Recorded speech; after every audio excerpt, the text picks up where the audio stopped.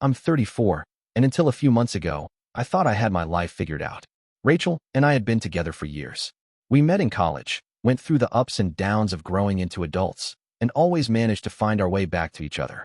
People used to say we were the couple that made it. My parents loved her. My siblings respected her. Even my grandmother, who never gave compliments lightly, once told me Rachel felt like she belonged in the family.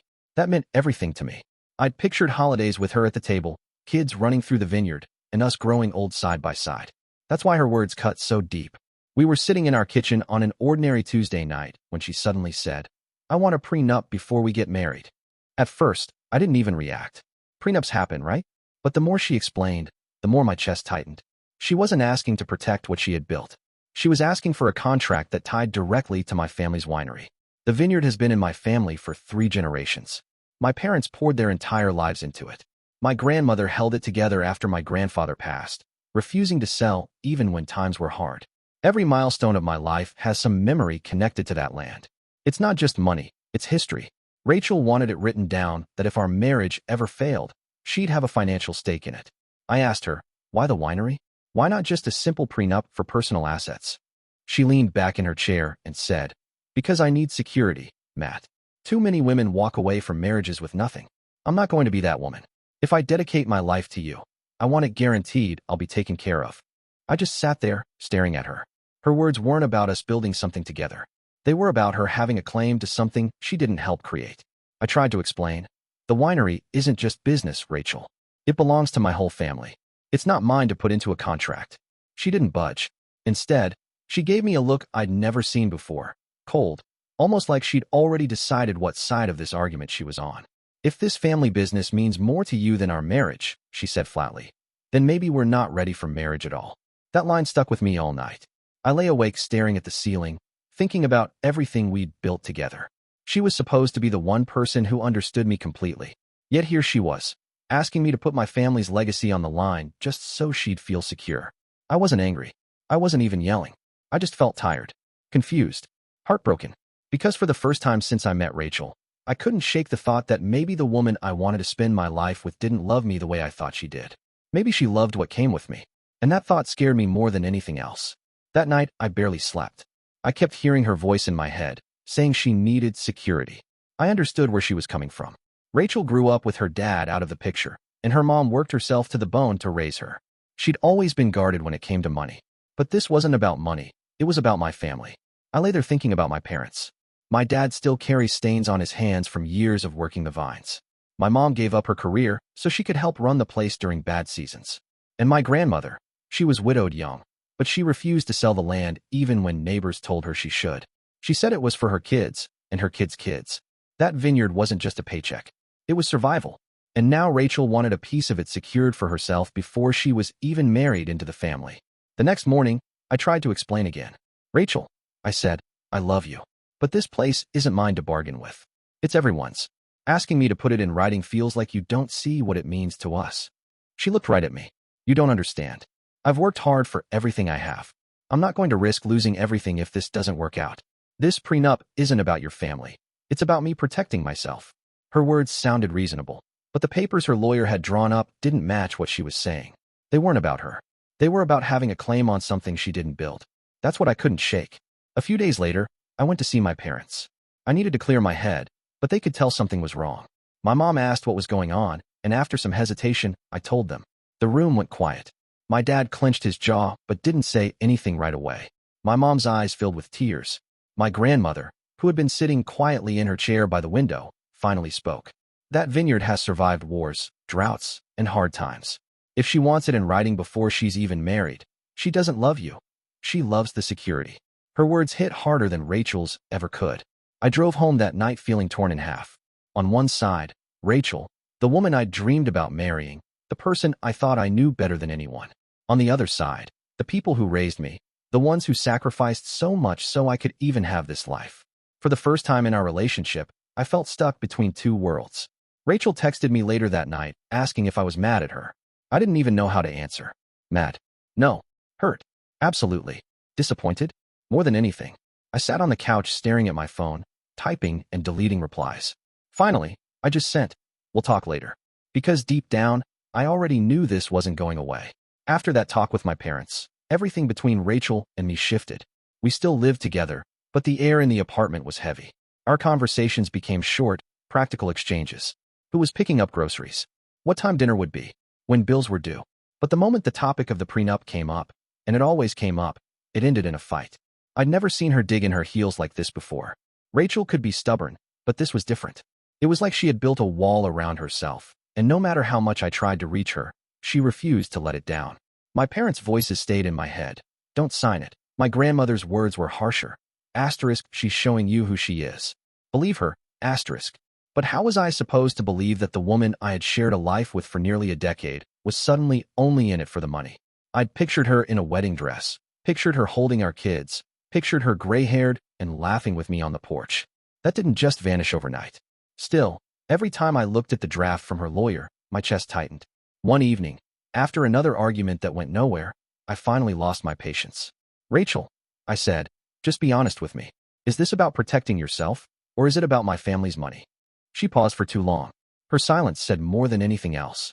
Finally, she snapped back. Don't twist this. I love you. But love doesn't pay bills. Love doesn't guarantee security. If you can't give me this, then maybe you're not the man I thought you were. Her words cut deep. I walked out of the apartment and drove without a destination. I ended up at the vineyard, sitting in my car for almost an hour, staring at the rows of vines lit by the moon. For years, I believed Rachel loved me for me, not for what came with me. That night, for the first time, I doubted it. A week later, she insisted on coming with me to Sunday dinner. My gut told me it wasn't a good idea, but I didn't have the energy to argue. When we pulled into my parents' driveway, the same one I'd been running up and down since I was a kid, I felt sick. I knew what was coming. We sat around the long wooden table, plates piled with roast chicken and mashed potatoes. Nobody touched the food. The air was thick with tension. My dad cleared his throat, looked directly at Rachel, and asked the question I'd been dreading. So, Rachel, why don't you explain to us why you think you deserve a legal claim to this family's work before you're even married into it? I froze. Rachel didn't flinch. And in that moment, I realized this dinner was about to change everything. The room was painfully quiet after my dad asked his question. I wanted to step in to protect Rachel, but before I could, she answered. Because I'm not going to be another woman who gets discarded and left with nothing, she said firmly. If I marry Matt, I'm dedicating my time, my youth, my future. If he benefits from my support, then I should have something to show for it. That's fair. My grandmother set her fork down with a sharp clink. Fair, she repeated. Fair is earning it. Fair is building it. You don't get to walk in and demand a contract before you've lifted a finger. The table erupted. My dad started raising his voice. Rachel defended herself. My mom cried quietly, and I just sat there in the middle of it all. It was like being pulled in two directions, both tearing me apart. By the end of dinner, the food was cold, untouched. The family I had always counted on was furious, and the woman I wanted to marry was standing her ground harder than ever. After everyone left the table, Rachel pulled me aside. Her face was red, her voice low but sharp. I can't believe your family treated me like that, she said. If you don't stand up for me, Matt, then maybe we shouldn't be together. There it was, the line I had been afraid of. Family or her. But it wasn't just about family. It was about what this whole situation revealed. Rachel didn't just want a prenup. She wanted a guarantee tied to something that wasn't mine to give away. The next day, I asked her to meet me at the vineyard. I needed her to see it again, not as a piece of property, but as the heart of where I came from. The vines stretched in neat rows, swaying gently in the breeze. I remembered summers spent working beside my dad, winters when my mom and grandmother kept the books alive, all the holidays celebrated in that house by the hill. It wasn't numbers on paper, it was blood, sweat, and memory. When Rachel arrived, I stood with her near the edge of the vines. Rachel, I began slowly, I love you. But I can't sign away my family's legacy. It doesn't belong to me alone. It belongs to everyone who came before me and everyone who'll come after. If you can't marry me without a contract on this place, then maybe we've been chasing different futures. Her eyes filled with tears, but she didn't soften. She looked at me, voice shaking. So that's it. You're choosing them over me. I shook my head slowly. No, Rachel. I'm not choosing them over you. I'm choosing honesty. You wanted security, but all I wanted was us. If that isn't enough, then maybe we were never enough. Her face hardened, and for a moment, I thought she might argue again. But instead, she wiped her tears, turned around, and walked back to her car without another word. That was the last time we stood together at the vineyard. Breaking off the engagement was the hardest thing I've ever done. The first few days felt empty. The apartment was too quiet, My routines felt strange without her, and I caught myself reaching for my phone to text her about little things before remembering she wasn't part of my life anymore. Friends called to check on me. My siblings tried to distract me with weekend plans. My parents gave me space, but made sure I knew they supported me. Even so, nothing filled the silence where Rachel used to be. But with every passing day, something shifted. The heaviness began to lift, little by little. I'd walk through the rows of vines in the evening, the smell of earth and grapes filling the air, and I'd remember why this place mattered so much. It wasn't about money. It was about roots, sacrifices, and the people who came before me. Protecting that didn't feel like betrayal. It felt like responsibility. 2 weeks later, Rachel's lawyer reached out. The email was polite, saying Rachel wanted to revisit the terms. I didn't reply. It wasn't about terms anymore. It wasn't about paperwork. It was about trust. And once trust is gone, no contract in the world can rebuild it. Months passed. The wedding date came and went quietly. Instead of standing at an altar, I spent the day walking the vineyard, hands in my pockets, listening to the wind push through the leaves. It wasn't the future I had planned, but in some strange way, it felt right. I still think about Rachel sometimes. Her laugh, her stubborn streak, the way she used to curl up next to me on the couch during storms.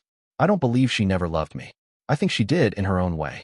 But when money and security became part of the equation, it exposed a gap between us that love alone couldn't close. And maybe that's the hardest lesson I've learned. Love without trust turns into nothing more than negotiation. Now, when I look out at the vineyard, I don't just see land. I see my parents' hands, my grandmother's strength, and the future I'm meant to protect. Rachel walked away, and maybe in another life, things could have been different. But in this one, I'll always remember the night she demanded a prenup on my family. Because it was the night I realized love built on conditions isn't really love at all. I appreciate you watching till the end. Hit that subscribe button and stay tuned for more content.